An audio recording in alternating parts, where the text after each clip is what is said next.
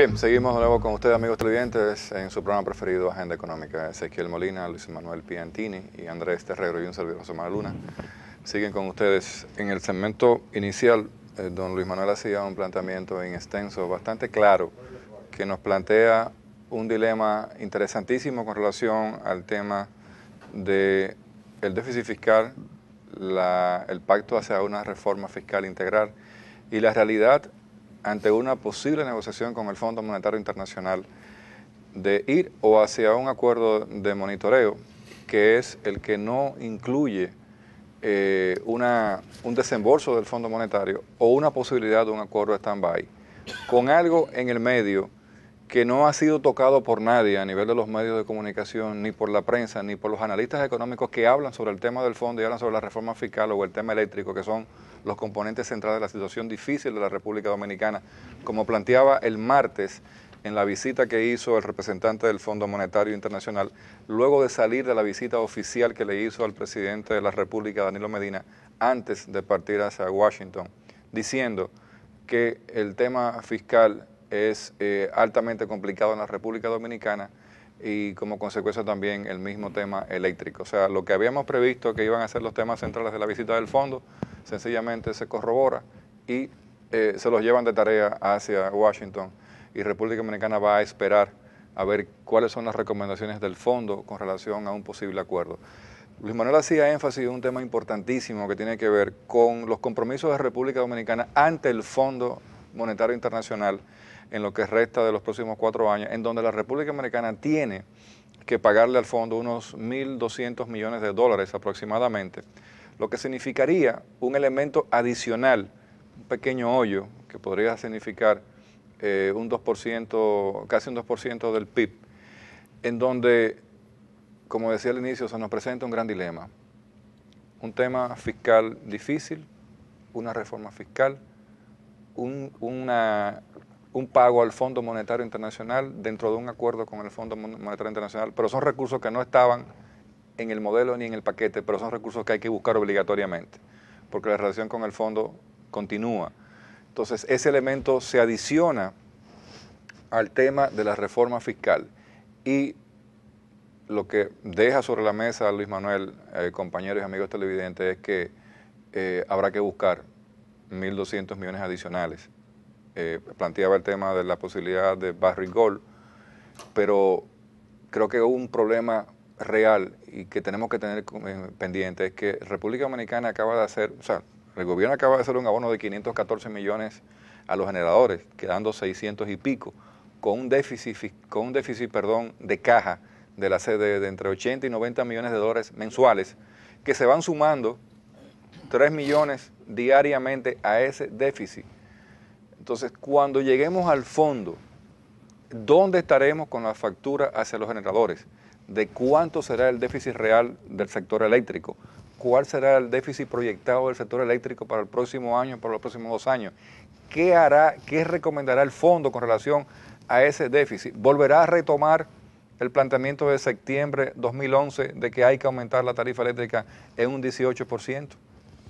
O sea, fíjense que lo que nos puede venir es un bombardeo de torpedos.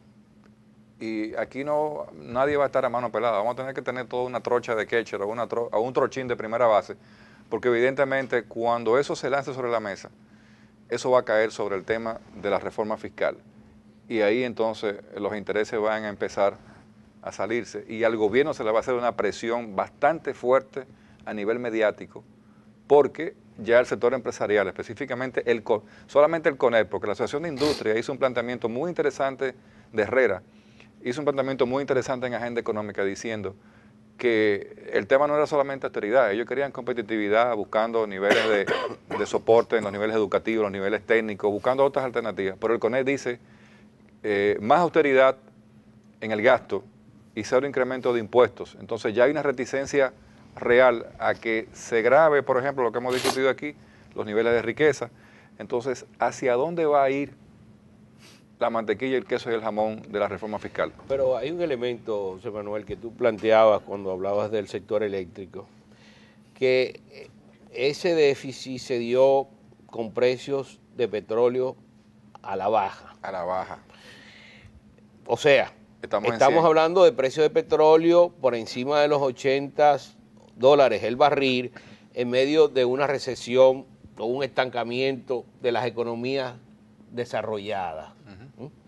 Que cuando esas economías comiencen a acelerar, ahora mismo la Reserva Federal introdujo la tercera inyección de expansión monetaria para reavivar la economía norteamericana, que eso tiene su bemoles porque muchos de esos capitales en las anteriores se fueron a los países, los BRIC, los países emergentes, Brasil, Rusia, ¿no? Y India, apreciaron China. la tasa de cambio, le crearon problemas de balanza de pago, de cuenta corriente de balanza de pago. Pero bueno, lo que vamos es que el petróleo, su tendencia es aumentar con la aceleración del crecimiento de la economía mundial, que se supone que tiene que comenzar en un momento. Y lo otro es el conflicto en el Medio Oriente, que estamos viendo que hay una tensión muy fuerte en el Medio Oriente y cualquier fósforo puede prender ese barril. Entonces, fíjate, es una situación bastante difícil. Lo que tú planteas es que la realidad del sector energético tiene un elemento adicional entre un 15 y un 20% que empezamos a recibir el impacto del costo del petróleo, porque lo que estamos pagando es un petróleo a 80, porque son facturas atrasadas de 5 o 6 meses. Entonces, cuando empecemos a recibir esa parte, entonces vamos a tener un elemento adicional. Que adicionalmente tenemos la posibilidad de que veamos precios del petróleo que se eleven por encima de los $100 el barril en los próximos meses, sí, pero frente a un conflicto adicionalmente a eso, el impacto inflacionario en la economía dominicana. Y aparte de que viene Andrés quiere hacer un comentario, se lo paso una vez, de que viene la temporada de diciembre, de invierno, en donde el consumo también pero sube. Eso es el gas, eso es más el gas en las economías del norte, ¿no? Sí. Yo pienso que la misión del fondo lo que hace es contribuir al morbo. El comentario de la misión, del jefe de la misión. Sí, hizo dos comentarios bastante fuertes. O sea, dime tú. Ver al diablo, ¿cómo fue que dijo? No, primero dijo que los impuestos y la muerte, nadie se libra de ellos. Primero, eso fue para comenzar. Y ahora dice, la situación del país no es fácil. Pero yo le voy a los señores, a los verdugos del fondo. A los cobradores del fondo. ¿A qué fue que ellos vinieron? Porque estaba todo bien aquí. Ellos lo llamaron. Pero es que la situación realmente no es fácil. Porque ellos lo con un llamaron. nivel de presión fiscal de 12.7%, cuando tú estás hablando de que el año que viene vas a tener 4% del producto para educación preuniversitaria, porque ahí no está incluida la universitaria. La deuda es casi un 4% del Producto Interno Bruto, el servicio de la deuda. Claro. Ahí va un 8%. Y las transferencias a los ayuntamientos y una serie el resto de gasto corriente. ¿Cómo vas a hacer? El resto de gasto corriente. Pero es que nosotros hicimos un programa aquí donde detallamos el problema del presupuestario.